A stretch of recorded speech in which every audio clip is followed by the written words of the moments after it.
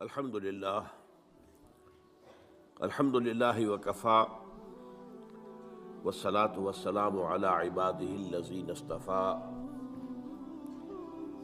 خصوصاً علی افضلہم وخاتم النبیین محمد الامین وعلی آلہ وصحبہ اجمعین. اما بعد فقد قال اللہ تبارک وتعالی کما ورد فی اول سورۃ البقرہ: اعوذ باللہ من الشیطان الرجیم، بسم اللہ الرحمن الرحیم. الف لام میم ذالک الکتاب لا ریب فیہ ھدی للمتقین الذین یؤمنون بالغیب ویقیمون الصلاة ومما رزقناہم ینفقون والذین یؤمنون بما انزل الیک وما انزل من قبلک وبالآخرۃ ہم یوقنون اولئک علی ھدی من ربہم واولئک هم المفلحون. وقال عز وجل كما ورد في نفس السورة: ليس البر أن تولوا وجوهكم قبل المشرق والمغرب ولكن البر من آمن بالله واليوم الآخر والملائكة والكتاب والنبيين. وقال جل وعلا كما ورد في آخر نفس السورة: آمن الرسول بما أنزل إليه من ربه والمؤمنون كل آمن بالله وملائكته وكتبه ورسله لا نفرق بين أحد من رسله وقالوا سمعنا وأطعنا غفرانك ربنا وإليك المصير. وقال عز وجل كما ورد في القرآن في سورة التغابن: فآمنوا بالله ورسوله والنور الذي أنزلنا والله بما تعملون خبير. يوم يجمعكم ليوم الجمع ذلك يوم التغابن ومن يؤمن بالله ويعمل صالحا يكفر عنه سيئاته ويدخله جنات تجري من تحتها الأنهار خالدين فيها أبدا ذلك الفوز العظيم. والذين كفروا وكذبوا بآياتنا أولئك أصحاب النار خالدين فيها وبئس المصير. صدق الله العظيم. رب اشرح لي صدري ويسر لي أمري واحلل عقدة من لساني يفقهوا قولي. اللهم ربنا ألهمنا رشدنا وأعذنا من شرور أنفسنا. اللهم أرنا الحق حقا وارزقنا اتباعه وأرنا الباطل باطلا وارزقنا اجتنابه.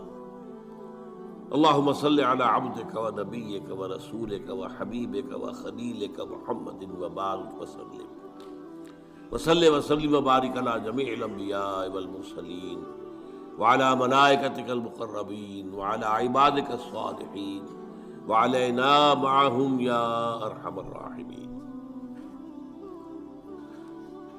معزز حاضرین اور محترم خواتین، آج ہم اللہ کا نام لے کر 4 خطبات سیرت کا سلسلہ شروع کر رہے ہیں.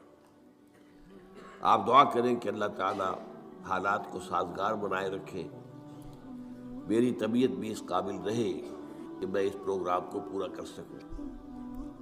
طبیعت میری ٹھیک نہیں ہے، آپ کو میری آواز سے بھی اندازہ ہو رہا ہوگا. تاہم جیسا بھی کچھ ہے، اللہ تعالیٰ جو ہے اس میں اس کام کو جاری رکھنے کی توفیق دیا رکھے، تو یہ اسی کا فضل و کرم ہے. یہ جو پہلا خطبہ ہمارا ہے سیرت کے بارے میں، اس کا عنوان ہے فلسفہ دین میں نبوت و رسالت کا مقام. یہاں لفظ فلسفہ قابل غور ہے. کیا فلسفے کا دین کے ساتھ کوئی تعلق ہے؟ عام طور پر یہ لفظ دین کے حوالے سے استعمال نہیں ہوتا. ہم حکمت قرآن، حکمت دین یہ استعمال کرتے ہیں، اور یہی قرآن کی اصطلاح بھی ہے. فلسفہ قرآن کی اصطلاح نہیں ہے، حدیث کی اصطلاح نہیں. ان دونوں میں جو فرق ہے وہ نوٹ کر لیجئے. فلسفہ خالص منطق کی بنیاد پر آگے چلتا ہے، جہاں کوئی چیز منطقی طور پر ثابت نہ ہو وہاں فلسفہ رک جائے، آگے نہیں بڑھے گا۔ جبکہ حکمت جو ہے اس میں جہاں منطق سے بھی سروکار ہے، وہاں فطرت کے اندر جو چیزیں اللہ نے ودیعت کی ہوئی ہے اور جو بدیہیات فطرت کہلاتے ہیں، جن کے لیے کسی دلیل کی ضرورت نہیں ہے، بلکہ دلیل جو ہے ان کے لیے ثابت کی نہیں جا سکتی، ان چیزوں کو بھی ملحوظ رکھتے ہوئے فطرت سلیمہ کی رہنمائی میں عقل اور منطق اپنا سفر طے کریں تو اس کا جو نتیجہ ہوگا اس کا نام حکمت ہے۔ قرآن مجید میں حکیم انسان کی ایک بڑی مثال دی گئی ہے حضرت لقمان کی صورت میں، وَلَقَدْ آتَيْنَا لُقْمَانَ الْحِكْمَةَ أَنِ اشْكُرْ لِلَّهِ۔ ہمارا جو منتخب نصاب ہے مطالعہ قرآن حکیم کا، اس کا تیسرا درس اسی پر مشتمل ہے، سورہ لقمان کا دوسرا رکوع۔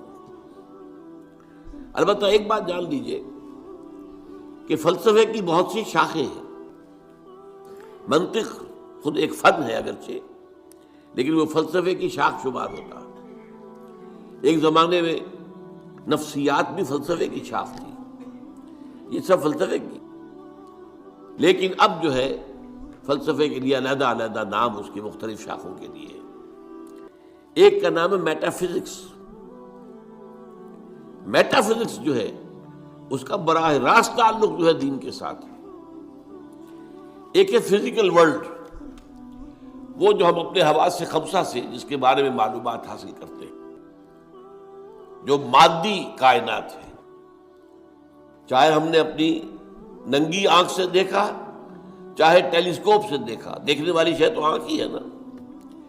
ٹیلیسکوپ تو کچھ نہیں دیکھتی، دیکھتی تو آنکھ ہے۔ ٹیلیسکوپ نے اس آنکھ کا دائرہ بہت وسیع کر دیا۔ مائکروسکوپ سے دیکھا تب بھی دیکھا تو آنکھ نے ہے، مائکروسکوپ دیکھنے والی شے نہیں ہے۔ تو چاہے انسان نے اپنے حواس خمسہ سے مجرد جو ایسے کہ وہ ہیں ان سے کام لے کر کچھ معلومات حاصل کی، خواہ اس میں جو اضافے ہو گئے، دوربین آ گئی، خوردبین آ گئی وغیرہ وغیرہ، ان سب سے جو بھی چیز ہمیں معلوم ہوتی ہے وہ فزکس کا دائرہ ہے، طبیعیاتی علوم، فزیکل سائنسز۔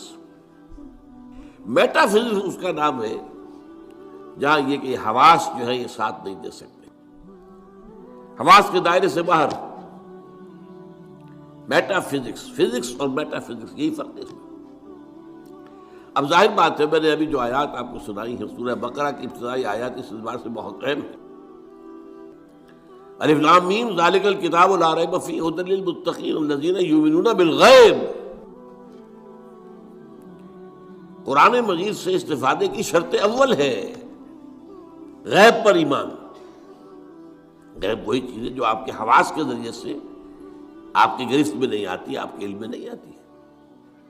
اب ظاہر بات ہے ذات باری تعالیٰ ہے، ظاہر ہمارے دائرہ حواس سے بلکہ عقل سے، وہم سے، خیال سے سب سے ماورا، وراء الورا ثم وراء الورا۔ فرشتے ہیں انہیں ہم نہیں دیکھ سکتے، اور اسی طریقے سے وحی ہے وہ کیا ہے ہم نہیں دیکھ سکتے، نہیں جان سکتے۔ یہ سب جو ہے میٹا فزکس کا میدان ہے، اور فزکس کا میدان وہ ہے جو کچھ ہم دیکھ سکتے ہیں۔ میٹیریل ورلڈ ہے، جو بھی میٹیریل چیزیں ہیں وہ فزکس کی ہیں، اور وہ میٹا فزکس ہے۔ تو قرآن کا جو میٹا فزکس ہے، اب ظاہر بات ہے کہ جب سائنس بہت آگے بڑھ گئی ہے، فزیکل سائنسز، تو ضرورت اس امر کی تھی اور اب بھی ہے کہ قرآن کے میٹا فزکس کے ساتھ جدید فزکس سے حاصل شدہ معلومات کو جوڑا جائے، دیکھا جائے۔ یہاں پہ تضاد تو نہیں ہو سکتا، ناممکن ہے۔ اور بہترین بات ہے جو ڈاکٹر رفیع الدین مرحوم نے لکھی، قرآن is the word of God and this universe is the work of God۔ کس نے بنایا اس کو؟ یہاں کے قانون طبیعی جو بھی ہے، فزیکل لاز، کس نے بنایا ہے؟ یہ ساری کائنات کس نے بنائی ہے؟ کون اس کو چلا رہا ہے؟ یدبر الامر من السماء الى الارض، کون؟ اللہ۔ تو word of God Quran, work of God کائنات، ان دونوں میں کوئی تضاد تو ممکن نہیں ہے۔ عام انسان کے بھی قول و فعل میں تضاد ہو تو ہم اسے سمجھتے ہیں بڑی گھٹیا بات ہے. آپ کا قول یہ ہے، آپ کا عمل یہ ہے. اللہ کے قول اور عمل کے اندر تضاد کیسے ہو سکتا ہے؟ یہ ضرور ہوا ہے کہ قرآن مجید تو آج سے 1400 برس پہلے جو ہے نازل ہوا ہے. اس وقت انسان کی جو مادی معلومات تھی وہ اتنی کم تھی کہ قرآن مجید میں فزیکل فینومینا کا جو تذکرہ ہوا ہے ان کو صحیح طور پر سمجھا نہیں جا سکتا تھا. اس لیے کہ ابھی ہماری معلومات اس کائنات مادی کے بارے میں بہت محدود تھی. لیکن جیسے جیسے سائنس آگے بڑھی ہے، قرآن نے پہلے کہہ دیا تھا سنریہم آیاتنا فی الآفاق وفی انفسہم حتی یتبین لہم انہ الحق.